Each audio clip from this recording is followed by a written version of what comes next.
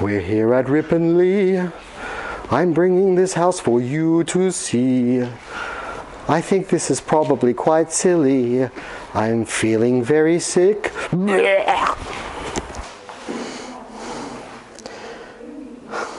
Oh, hello, and hats off to you. You find me today at the Ripponlea Estate and Mansion. So, let's go inside and find out what a Victoria-era mansion in the middle of Melbourne's southeastern suburbs is like. Because this is Melbourne Revealed! Ho ho ho!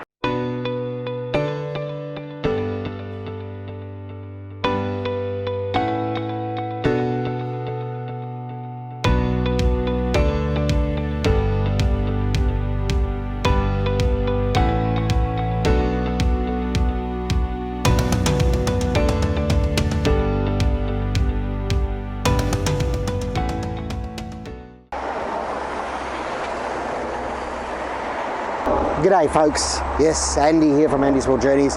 We're here at the Ripponlea Estate in Ripponlea, sort of inner city suburb. You can easily reach this place from a short walk from either Elsternwick Station or Ripponlea Station, but I drove. Anyway, it's a beautiful historic house on a beautifully lavish estate. Just behind there there's a small nursery. This is the entrance here. As I said, a bit of a nursery here. Oh, and a QR code. Kind of hard to believe this is in the middle of Melbourne, hey, in an inner city suburb. Look down there at my shadow and my wonderful top hat. Oh yes, I'm appropriately dressed for once, folks. Oh, and you can just see in the background there, the Ripponlea Mansion. What can I say other than wow?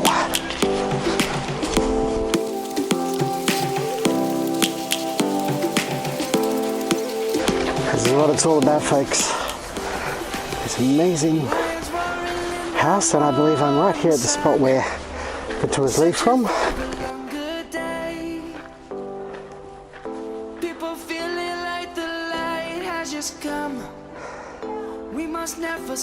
They don't make places like this anymore.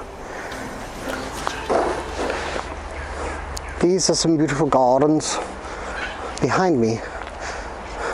The Gardens of Ripponlea. Surprisingly beautiful lawn made with the finest green grass. They were thinking about putting red grass on, but they went with green in the end because green is a more welcoming colour. See, I can talk bullshit with the best of them.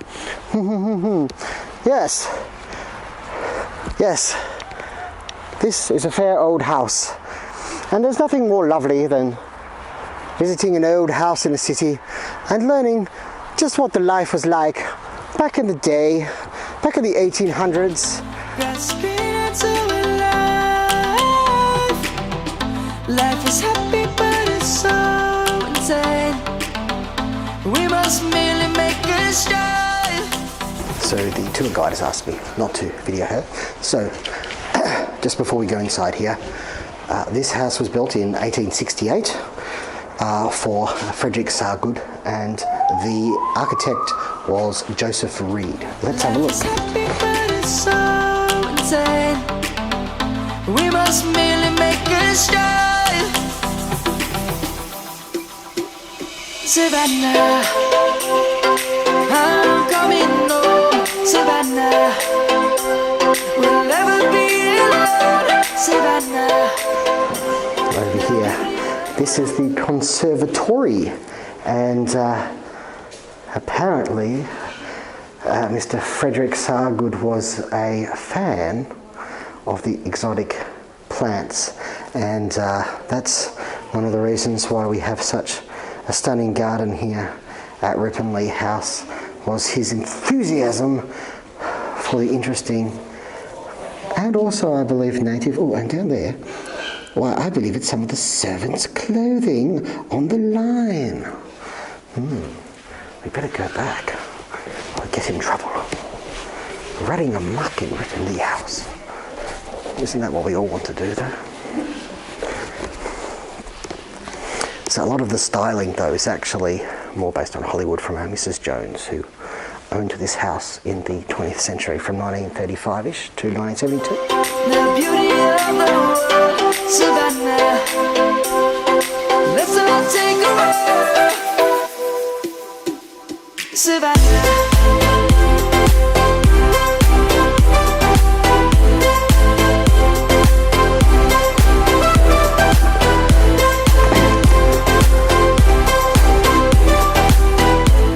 What I call a dining room. Apparently, under one of these chairs, or near it, is a little button that called the servants in. We will always take a stand for the people, for the land. Let's go back to when we were young. For the animals we stand. Let's go back to when trees were swung.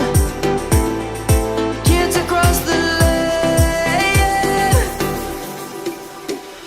Savannah, I'm coming home, Savannah. We'll never be alone, Savannah. The beauty of the world, Savannah. Let's all take a ride, Savannah. I'm coming home, Savannah. We'll never be alone, Savannah. The beauty of the world, Savannah. Let's all take a ride.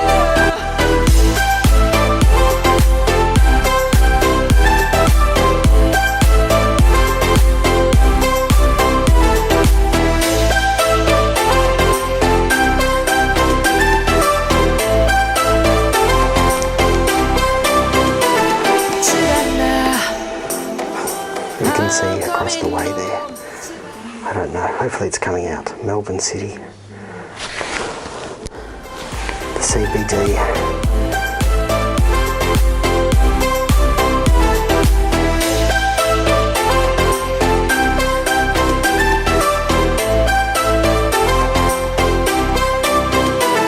Savannah, I'm coming home, Savannah. We'll never be alone, Savannah. The gentleman's coat room, I believe. Washroom.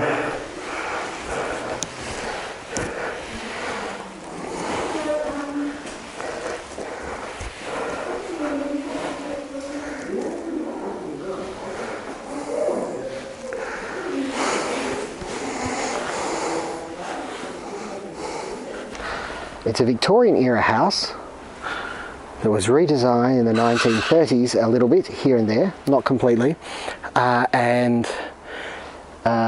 first owner was Frederick Sargood, as I mentioned. Then there was, can't remember, there was someone, he only owned it for a few years after the Sargoods, and then it was a Mrs. Jones who bought it. Obviously these are very prominent, important people in the history of Melbourne and Victoria. They used to have up to 12 gardeners living here, plus loads of servants who apparently all got their own room. What else can I tell you? I'm trying to remember all the things I heard on the tours. A lot.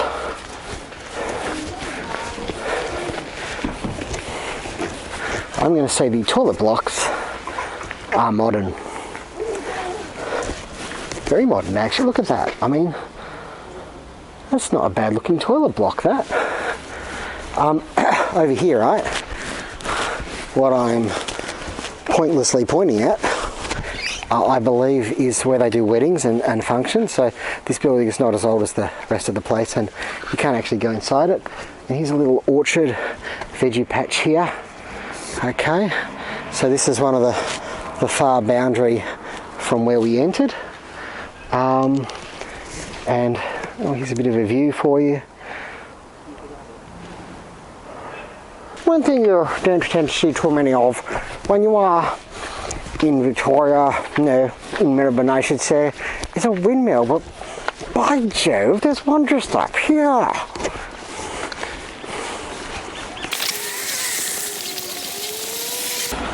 There's so many beautiful little groves and things like that. I think this is a grove. Is it a grove? I'm calling it a grove. Unfortunately, the tree is obscuring the view of the windmill for the sake of this shot. Over here is one's fernery. I don't know if you have a fernery, but they do here at Ripponlea Estate. Oh, it's gorgeous. Oh, wow.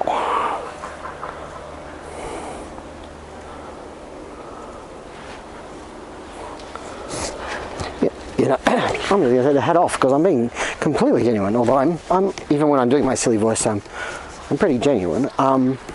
Wow, this is stunning. Every house should have one of those. I don't think I could fit it on in my apartment, but you know, I'm going to talk to the wife.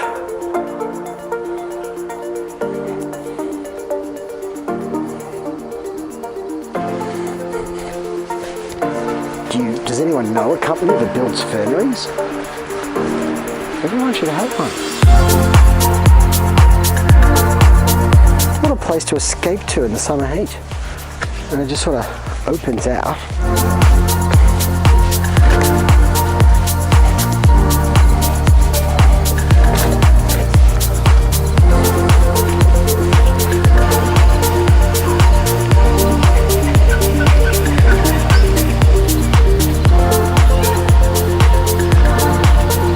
What the situation is if you just want to visit the gardens, but I think you can, and it might be free or possibly not free but cheap.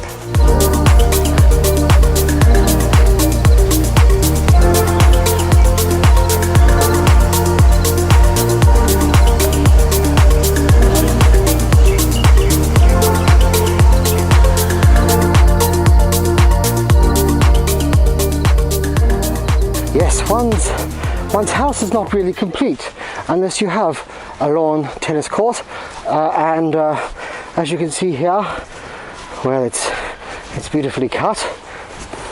It's beautifully cut here, and well,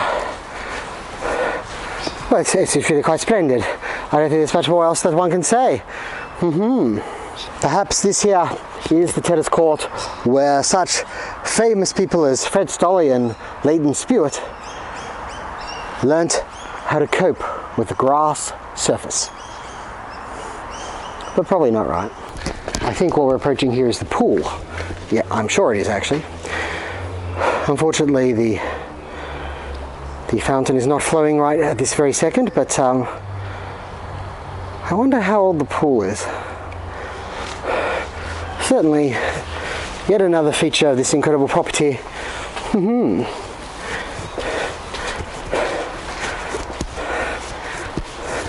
May only be 15 degrees, but I do feel like a dip. Who doesn't? But on a hot summer's day, to just come out here and enjoy oneself in one's royal pool, that's pretty good.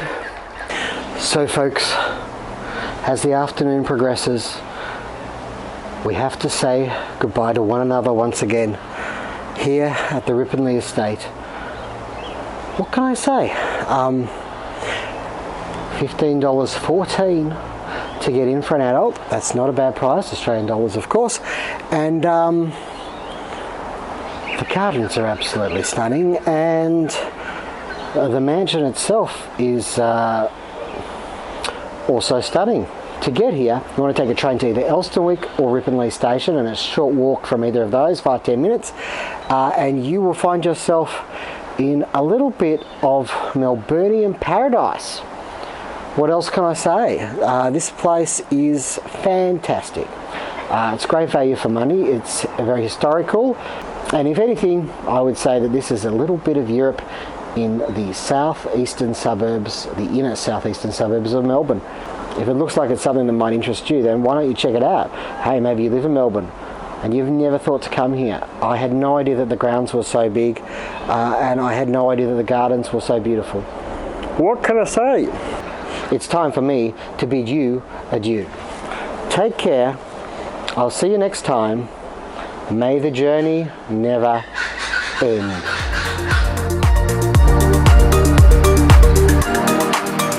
Oh, it's is all mine. All mine. All mine. Oh, it's all mine. This is all for me and no one else. Ha ha ha ha. You can't have it because it's mine. Mine. Probably not.